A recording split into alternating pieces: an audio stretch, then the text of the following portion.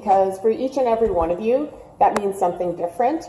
For example, for some of you, standing up in front of a room full of people with 4 minutes and or 3 minutes and 47 seconds to go might be a stressful experience. And but for me, I actually love deadlines, and actually racing against the clock is something that I find a positive experience.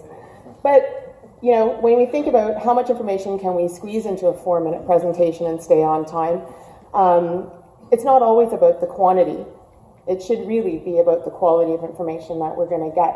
And recently, I've started to pay attention to some other well-known speakers who actually take very long pauses when they speak and contemplate what they're going to say next and really think about what they have to say and who they're speaking to.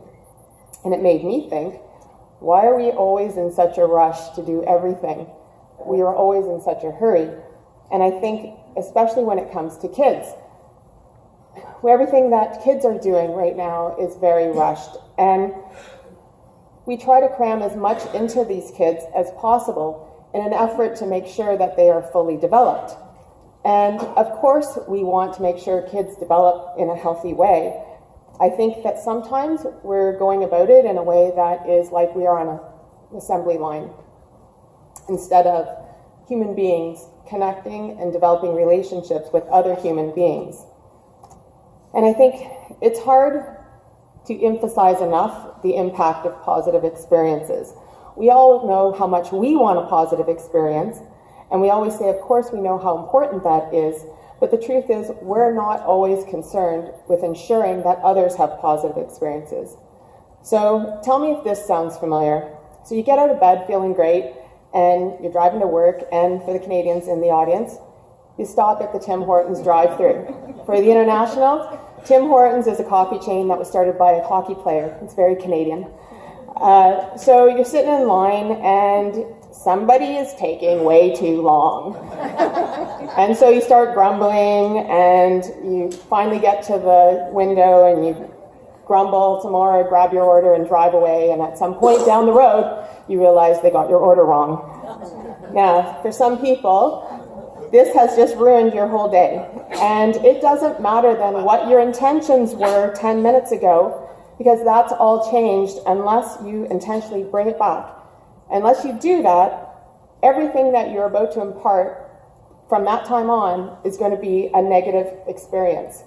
And if what you're about to do involves working with kids or others, trying to help them develop in any way, and you don't intentionally make that a positive experience, you might as well go home. And it doesn't matter if you are the world's expert on physical literacy. It doesn't matter if you are doing everything correctly physically. If you are just going through the motions, if you are just pushing the button on the physical literacy assembly line, you are not creating a positive experience for the participant. And what research tells us is that if a person is not engaged and does not feel like you care, you are not creating a positive experience, and they are likely to come back. And the issue isn't whether or not we can help someone become physically literate or whether or not there's value in that.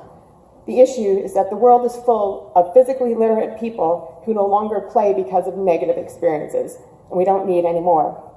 Bottom line, a positive experience has to be intentional, and it takes time.